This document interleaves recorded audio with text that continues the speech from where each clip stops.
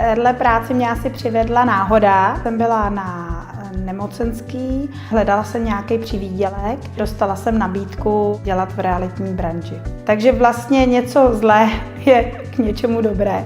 Jsem měla asi výhodu, protože jsem nastoupila do realit a hned první měsíc jsem vydělala peníze, protože jsem do toho šla s nadšením. Věřila jsem tomu, že to opravdu funguje, jsem se přesvědčila a o to jsem do toho šla s větší vervou.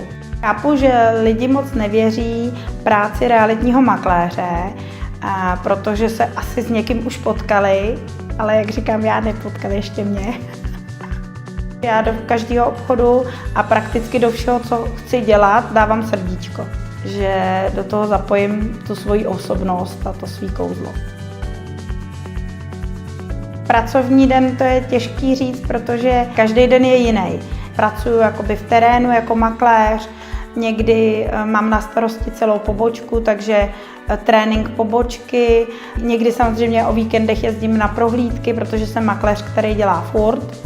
Takže je to opravdu podle toho, jak se zrovna co vyvine a podle toho, jak to mám naplánovaný v diáři. Určitě, co mi realitní práce dává, je to, že mě baví. Finance, které za tu práci jsou, beru jako odměnu.